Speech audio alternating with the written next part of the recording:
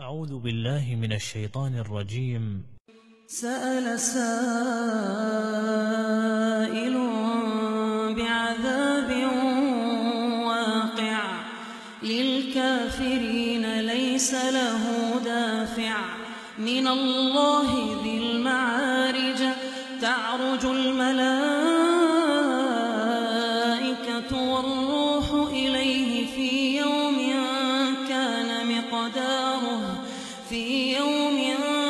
كان مقداره 50,000 سنة فاصبر صبرا جميلا إنهم يرونه بعيدا ونراه قريبا يوم تكون السماء كالمهل وتكون الجبال كالعهن ولا يسأل حميم حميما يبصرونهم يود المجرم لو يفتدي من عذاب يومئذ ببنيه وصاحبته وأخيه وفصيلته التي تؤويه ومن في الأرض جميعا ثم ينجيه كلا إنها لظى نزاعة للشوى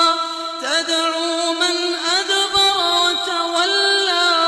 وجمع فأوعى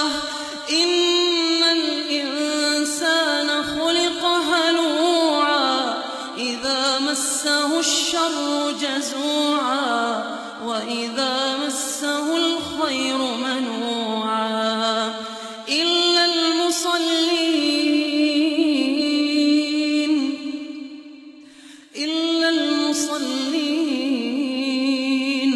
الذين هم على صلاتهم دائمون والذين في أموالهم حق معلوم للسائل والمحروم والذين يصدقون بيوم الدين والذين هم من عذاب ربهم مشفقون إن عذاب ربهم غير مأمون إن عذاب ربهم غير مأمون والذين هم لفروجهم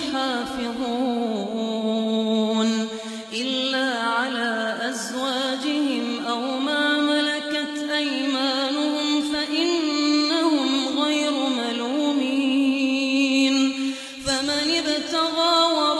وراء ذلك فأولئك هم العادون